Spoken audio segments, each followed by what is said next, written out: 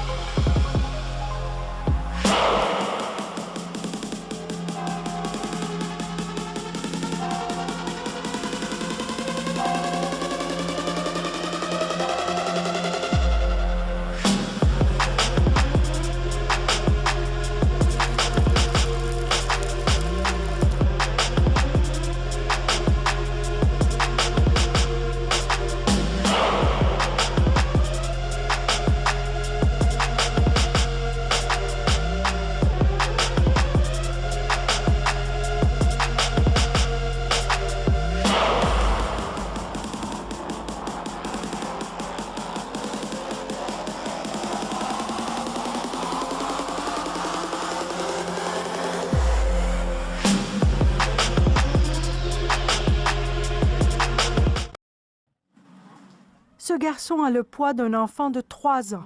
Mais Salim avait 8 ans quand une journaliste de la BBC a tourné ces images en 2016. Avant la guerre, le garçon marchait et jouait avec ses frères et sœurs.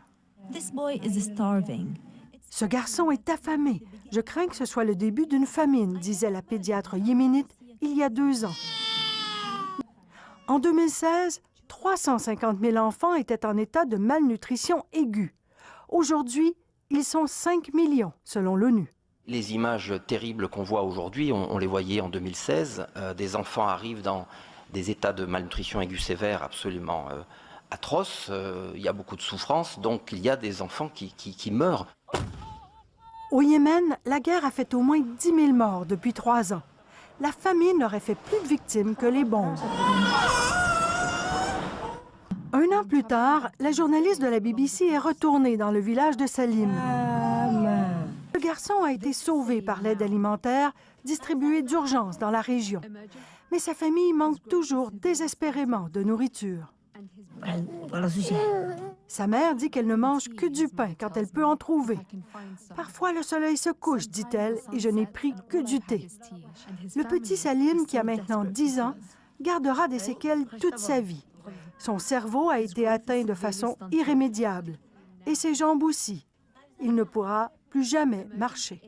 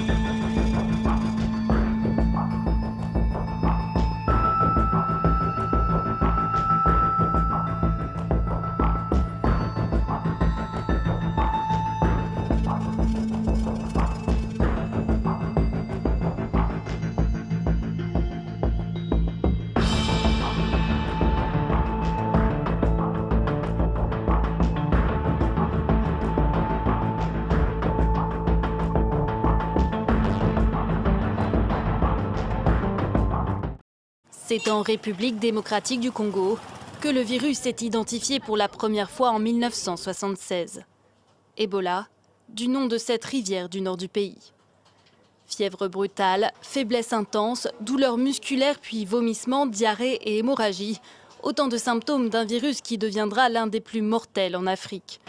Depuis 1976, le virus s'est déclaré un peu partout sur le continent et a tué 15 000 malades.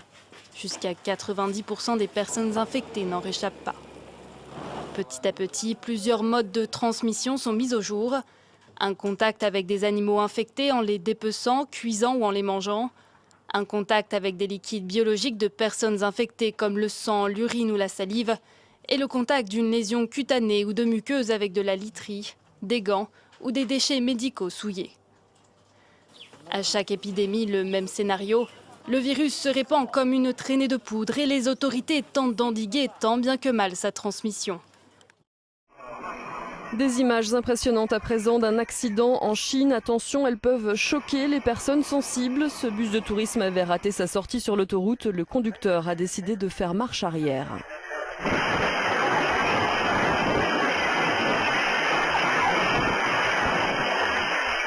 Le bus a alors été percuté par un semi-remorque.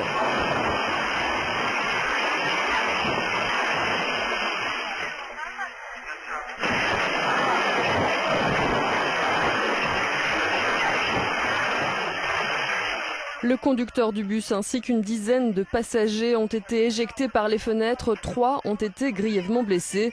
Le chauffeur du camion est lui décédé dans la collision.